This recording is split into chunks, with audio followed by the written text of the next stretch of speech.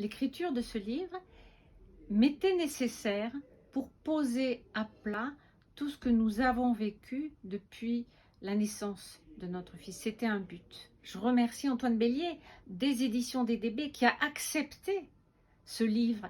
Ce livre, il m'a donné des ailes, montre l'espoir, la force que notre fils Louis nous a donné. Je suis à la fois médecin et maman d'un jeune adulte handicapé.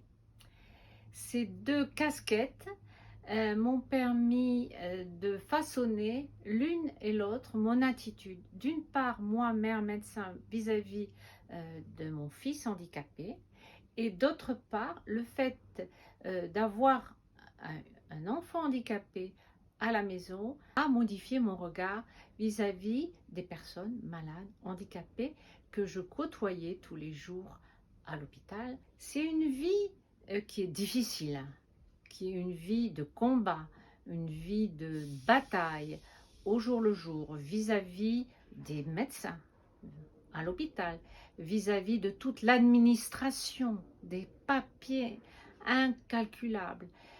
Et il faut tous les jours accompagner son fils pour qu'il soit intégré le plus possible dans la vie. On ne peut pas dire dans la vie normale, mais qu'il soit accepté à peu près au quotidien. On est confronté à énormément de difficultés, et je dirais peut-être la plus dure, c'est le regard que portent les autres personnes sur votre fils, enfant, adulte, handicapé, et ce regard, vous en souffrez forcément. Le fait d'avoir un enfant handicapé, ça vous aide à vous dépasser. On a déplacé les montagnes, on est allé à l'essentiel de la vie. Notre fils a la foi, je dirais qu'il a même plus la foi que moi, il a une foi pure. Il est animé de spiritualité.